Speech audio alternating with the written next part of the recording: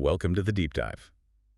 You know, the global landscape, it's really undergoing a dramatic transformation right now, and that's sparking some crucial conversations about national sovereignty, efficient governance, and really the foundations of American values. Absolutely.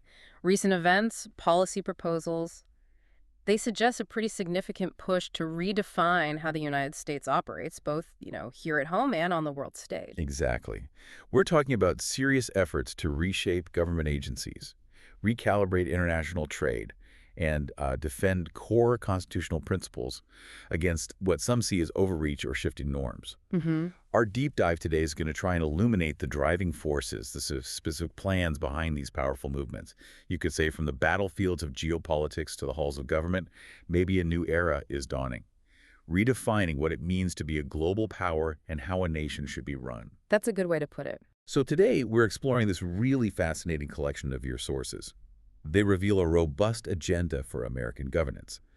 Our mission here is to uncover the key insights, the perspectives on these challenges, focusing on that drive for a more America First approach and some direct challenges to established norms. Indeed. And the materials you've provided, they're quite a mix. Strategic policy documents, public commentary, legal arguments. Taken together, they paint a picture of a movement that seems determined to exert greater control over the executive branch, prioritize national interests in trade, and reassert what it views as traditional values. Right. So we'll break down these proposals, try to give you clear context on what's being advocated, and importantly, why it seems to matter. Okay, sounds good. Let's unpack this then. A really central theme coming out of this research is this strong push to rethink, maybe streamline how our government operates. It seems driven by concerns over efficiency, accountability, questioning the structure itself. Precisely. The sources point directly to Project 2025 from the Heritage Foundation. It's presented as this, comprehensive roadmap for a presidential transition. Right. And it explicitly aims to, and I'm quoting here, limit, control, and direct the executive branch on behalf of the American people. So not just efficiency then, it's more fundamental. It seems to be. It's framed as a direct challenge to what's often called the administrative state, that vast network of federal agencies and their power. The project lays out specific strategies to deal with perceived wasteful and corrupt bureaus and restore the American people's constitutional authority. And one thing that really jumped out was one of the project's major goals, strategies to fire supposedly unfireable federal bureaucrats. That sounds like a huge shift in the civil service. It is. I mean, this proposal seems aimed at navigating or maybe even dismantling decades, maybe a century of civil service reforms designed to protect federal workers from, political wins. And the sources cite these significant backlogs as justification, as evidence of systemic problems, like the Merit Systems Protection Board, the MSPB, an estimated 3,000 cases of potentially wrongfully terminated or disciplined people. Wow. And the Equal Employment Opportunity Commission, the EEOC, facing 42,000 cases as of January 2023. 42,000? Yeah. Those numbers are used to really underscore the argument that, sweeping changes are needed. Okay, so you have this big blueprint, Project 2025, laying out these really ambitious goals. Is there anything happening now? Like, are there concrete examples of these ideas actually being tried out? Your sources seem to touch on that, too. They do, yeah. We see the creation of the Department of Government Efficiency, DOGE, led by Elon Musk under President Trump. DOGE, okay. And this initiative seems to tackle government waste head-on. Musk reported that DOGE and the Treasury Department agreed on new anti-fraud measures designed to prevent, quote, tens of billions of dollars in fraudulent government entitlement payments each year. Tens of billions. How much are we talking potentially? Well, estimates cited suggest maybe $50 billion annually lost to improper payments. And some Treasury officials, according to the sources, believe it could be up to $100 billion going to people without verifiable ID. That's staggering. It is. And DOGE has apparently been actively probing IT systems in several federal departments, the stated aim, reducing government spending and waste. So, okay, for you listening, what does this all mean? It seems to be about making sure your tax dollars are used effectively, holding agencies accountable, potentially transforming how public services are managed. But it's not without controversy, right? That's a really important point. While these actions are definitely framed as improving efficiency, the sources also note they've drawn scrutiny. Some Democratic lawmakers, in particular, view these moves, especially if they bypass established processes, as a potential breach of congressional oversight. So it really highlights that classic tension, executive efficiency versus legislative checks and balances. Right. Okay. So moving from that internal government focus, the research also gets into a major reevaluation of America's place in the world, particularly around trade, global influence, a definite shift towards this America First idea.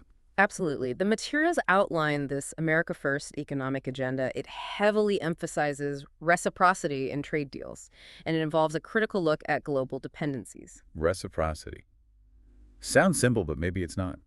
Well, the idea of using tariffs to achieve it, your sources show economists debating how well that works long term.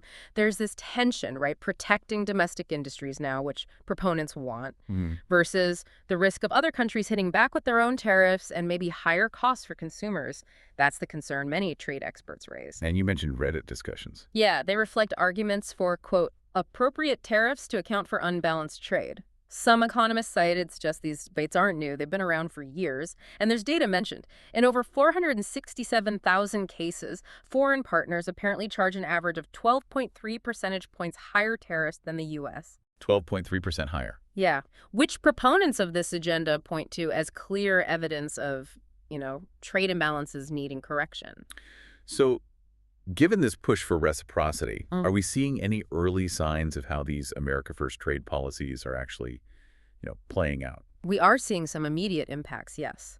The sources point to Canada's digital service tax, the DST. Ah, the tech tax. Exactly.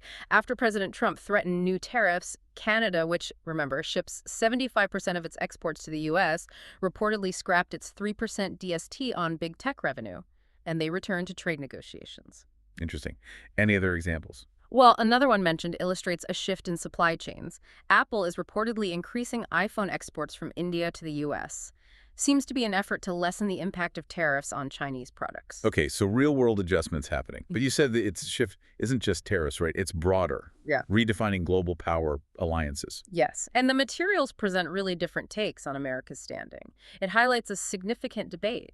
Well, some sources argue U.S. influence its share of the global economy, its military might compared to others, even cultural sway maybe peaked in the late 90s, early 2000s, and has been declining since.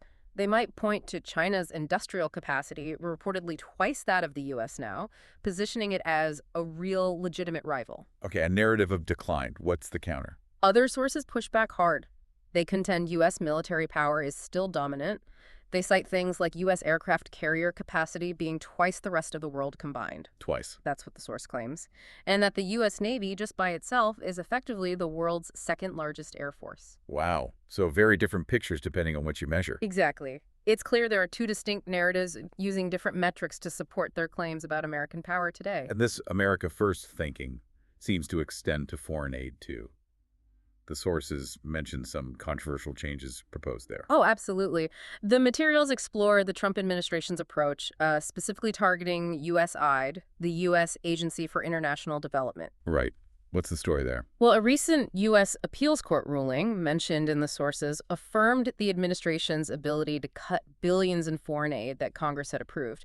It overturned a lower court decision that had cited separation of powers concerns. So that allows for bigger changes. It seems to pave the way for proposed actions like potentially dissolving USA entirely and withholding funding more broadly. Senator Marco Rubio, for instance, is quoted criticizing USA for government-sanctioned inefficiency. He advocates for more accountability to taxpayers. And Elon Musk, according to your sources, characterized USA as a corruption machine. Strong words. Do the sources give specifics on USAID's impact or why it's seen as controversial by these critics? They do provide some examples. Yeah. Notably, the materials state that 90% of Ukrainian media organizations reportedly relied on USA funding. 90%. Yes, which raises questions, at least according to these sources, about media independence and the potential influence of foreign aid on, domestic narratives over there. Furthermore, USAID's so-called war on fossil fuels in developing nations has drawn criticism in these documents. There are proposals mentioned to rescind climate policies from foreign aid and redirect funds towards other initiatives, like protecting life and foreign assistance, which opposes abortion promotion. Okay, so a clear shift in priorities for how foreign aid might be used, aligning it with specific national and social goals outlined in these sources. That seems to be the intent reflected in the materials, yes. And finally, on the global stage, what about major rivals? China, Russia. How do these sources frame those challenges? The materials really highlight the focus on China as, and they use this term, an existential threat, citing things like economic aggression, intellectual property theft, technology forcing policies. Those are the key concerns listed. Okay, and Russia. Regarding Russia, the sources detail the administration's stance. They mention President Trump's criticism of Ukrainian leader Volodymyr Zelensky, describing him as potentially ungrateful for aid and unwilling to negotiate. This suggests the potential for the U.S. to withdraw support. And any mention of Russia's position. The sources also mentioned that Putin reportedly signaled he'd be open to stopping the war in exchange for eastern Ukraine. So it indicates a really significant shift in how these relationships are viewed and potentially managed. Okay, let's shift focus back home now, turning inward to the foundational principles shaping society and governance here. Your sources highlight some pretty significant debates over constitutional authority, societal values.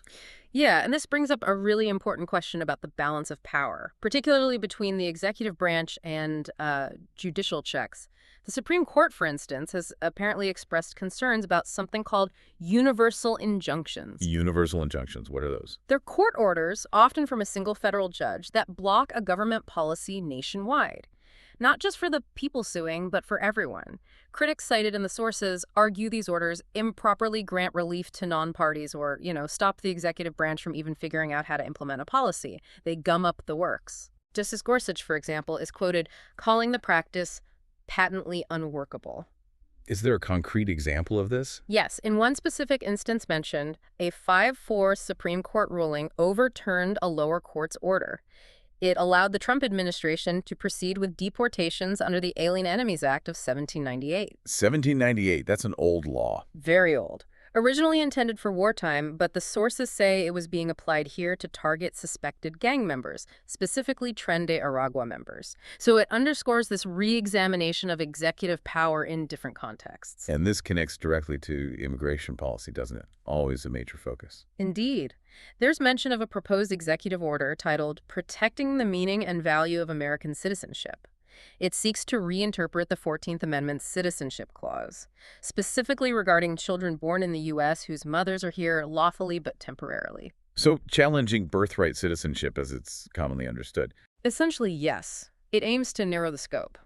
And related proposals mentioned include restoring ICE's Immigration and Customs Enforcement's primary mission, applying the Immigration and Nationality Act, the INA, as written, re-implementing the Remain in Mexico policy, and strengthening vetting and fraud detection for USCIS, the Citizenship and Immigration Services. Okay, a whole suite of changes aimed at more control over borders and immigration. That seems to be the thrust of these proposals, yes, asserting greater control. And beyond the legal frameworks, the sources emphasize protecting what they call traditional values, especially in public institutions. Right.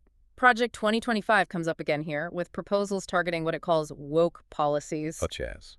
Well, suggestions include ending what's described as the left's social experimentation with the military and refocusing its mission solely on warfighting.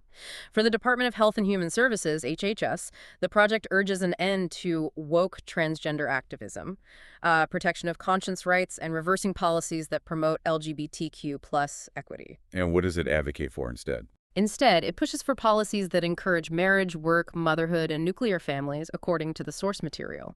In education, there's a push to define sex under Title IX as only biological sex recognized at birth, and strengthening protections for faith-based educational institutions. Is there a real-world case illustrating this Title IX's point? Yes. The sources cite the University of Pennsylvania.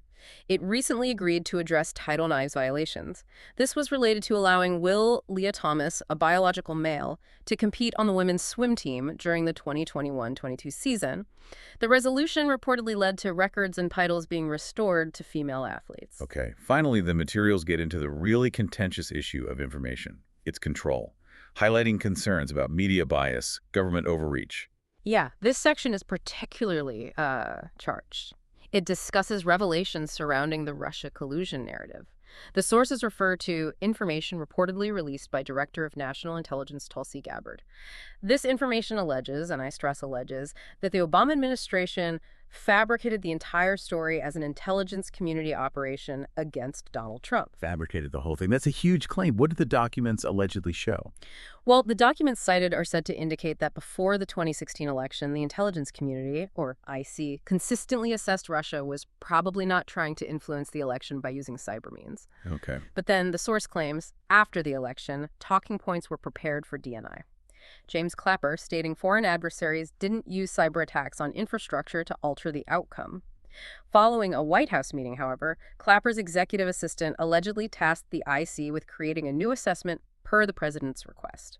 This new assessment then apparently contradicted the earlier findings, and the sources claim Obama officials then leaked false statements to media outlets. Wow. So the narrative presented in your sources raises really significant questions about government's role in shaping information, potentially weaponizing intelligence. That's certainly the implication drawn from the materials provided, yes. Serious questions about impartiality and influence. And this concern about information control, it isn't just domestic, right? It extends internationally. No, it's broader. Critiques also arise in the sources regarding government involvement in censoring speech elsewhere.